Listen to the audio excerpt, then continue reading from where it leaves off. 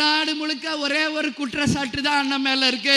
அதுவும் இந்த பெண்கள் கூட்டத்தில் நான் சொல்றேன், எங்க பார்த்தாலும் பாலியல் வன்கொடுமை, போதை கலாச்சாரம் இருக்கு. தமிழ்நாட்டுக்கு ஏதாவது ஒரு சின்ன ஒரு பேட் நடந்தா உடனே நாம் எல்லாம் யாரா மாறுவோம்? ஜான்சி ராணியாக மாறுவோம், வேலு நாச்சியாராக மாறுவோம், குழலியாக மாறுவோம். வீட்டில் அண்ணி துர்கா இருக்காங்க, அவரை பாதுகாக்க.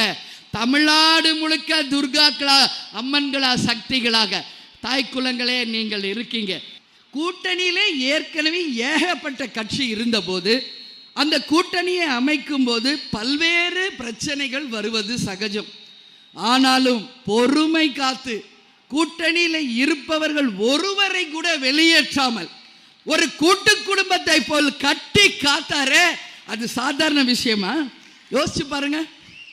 அதே போல 5 ஆண்டு காலம் ஆட்சி செய்தால் ஒரு ஆன்டி இன்கம்சி இருக்கும் என்பதனால, எதிர்ப்பு அலை இருக்கும் என்பதால தேமுதிகவையும் அவருடைய நண்பரான கேப்டனுடைய தேசிய முற்போக்கு திராவிட கழகத்தையும் அழைத்து இந்த கூட்டணியில இணைத்து உரிய மரியாதை கொடுத்தாரு.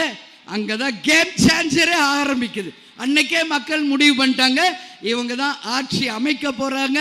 7வது முறையாக திமுகவும் 2வது முறையாக அண்ணன் ஸ்டாலின் அவர்கள் தான் இங்க முதல்வர். தேமுதிக மட்டுமா, அதுக்கப்புறம் SDBI போன்ற பல்வேறு கட்சிகளையும் இணைத்து எல்லாருக்கும் உரிய மரியாதை கொடுத்து எல்லாரையும் ஒரு கூட்டு குடும்பமா அனுசரித்து இன்னைக்கு வழி நடத்துறாரு. இதுதான் ஒரு தலைவருக்கான பண்பு, இதுதான் ஒரு தலைமைக்கான பண்பு என்பதை தன்னுடைய கூட்டணியிலே நிரூபிச்சிருக்கார்.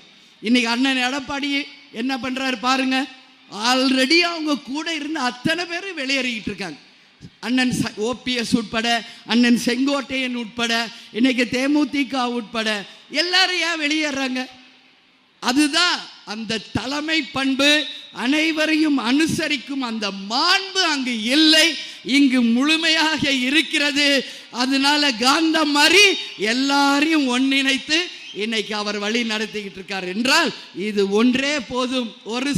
ஒரு பானை சோற்றுக்கு ஒரு சோறு பதம் என்று தமிழ்நாட்டில் சொல்வாங்க.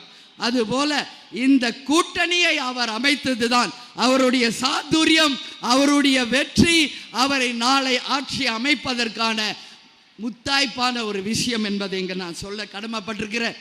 இப்போ நாம டீலிமிட்டேஷனுக்கு நிச்சயம் தமிழ்நாடு ஒத்துக்காது. இப்போ அதற்கான நேரமும் கிடையாது. அதே போல இன்னைக்கு நம்ம பேசணும்னா இருக்கிற MP MLA எல்லாம் இங்க நீங்க குறைச்சு தமிழ்நாடை சின்ன பின்னமாக்கணும்னு நினைச்சிங்கன்னா நீங்க இருக்கிற அத்தனை பேரும் ஒன்று கூடுவாங்க. அதில் மாற்று கருத்தே இல்லை என்பதை இந்த நேரத்தில் சொல்றேன். பெண்களுக்கு சம உரிமையை கொடுத்தது பெரியார், அதை வழி நடத்தியவர் அண்ணா, அதை தொடர்ந்து கொண்டு வந்தவர் கலைஞர் ஐயா, இப்போதும் அதை தன்னுடைய கடமையாக நடத்தி கொண்டிருப்பவர் அண்ணன் ஸ்டாலின் அவர்கள். அந்த பெரியாருடைய பெரியாரிசம் அப்படின்னு சொல்வாங்க. பெண்ணுக்கு சம உரிமை, சொத்தில் சம பங்கு, அதே போல விதவைக்கு மறுமணம், அது மட்டும் கிடையாது, எல்லாருக்கும் சம வேலை வாய்ப்பு, சம உரிமை, சம தைரியம். என்னைக்கு ஒரு பெண் தனியாக நடுராத்திரியிலும் போறாளோ அன்னைக்கு தான் ஒரு உண்மையான சுதந்திரம்னு சொன்னவர் நமது தந்தை காந்தியடிகள். இன்னைக்கு அது போல தமிழ்நாடு முழுக்க ஒரே ஒரு குற்றச்சாட்டு தான் அண்ணன் மேல இருக்கு. அதுவும் இந்த பெண்கள் கூட்டத்தில் நான் சொல்றேன், எங்க பார்த்தாலும் பாலியல் வன்கொடுமை, போதை கலாச்சாரம் இருக்கு. இதை தவிர வேற என்ன சொல்ல முடியும்? வேற ஒன்றும் சொல்ல முடியாது இந்த ஆட்சியின் மேல. நான் சொல்றேன், இன்னைக்கு ஒரு சகோதரியாக இந்த கூட்டணியிலே அண்ணனுக்கு வலதுகரமாக இணைந்திருக்கிறேன். அப்படி எங்காவது ஒரு பெண்ணுக்கு ஏதாவது என்றால் நான் அண்ணன் கிட்ட உரிமையா பேசுவேன். எல்லா இடத்துலையும் CCTVயும் பெண்களுக்கான உரிமையும் பாதுகாப்பும் நிச்சயம் அண்ணன் உருவாக்குவார் என்பதில் யாருக்கும் எந்த மாற்று கருத்தும் தேவையில்லை என்பதை இந்த நேரத்தில் நான் சொல்றேன். பெண்கள் என்றாலே சக்திக்கு இணையானவர்கள், ஒட்டுமொத்த சக்திகளே இன்னைக்கு ஒன்றிணைந்திருக்கிறோம். நீங்க எல்லாரும் நாம் அனைவரும் இணைந்து சக்திகளாக நம் தமிழ்நாட்டையும் நமது திராவிட பாரம்பரியத்தையும் காக்க வேண்டிய ஒரு தருணம் என்பதை சொல்றேன். அதனால தமிழ்நாட்டுக்கு ஏதாவது ஒரு சின்ன ஒரு பேட் நடந்தா உடனே நாம் எல்லாம் யாரா மாறுவோம்? ஜான்சி ராணியாக மாறுவோம், வேலு நாச்சியாராக மாறுவோம், குழலியாக மாறுவோம்.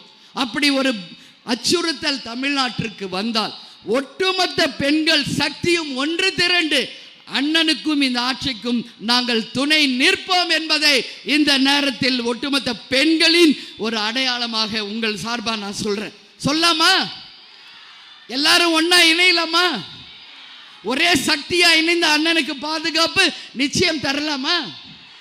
பெண் சக்தி ஒன்று திரண்டால் இந்த உலகமே நினைச்சாலும் அவரை எதிர்க்க யாரும் முடியாது. வீட்டில் அண்ணி துர்கா இருக்காங்க அவரை பாதுகாக்க.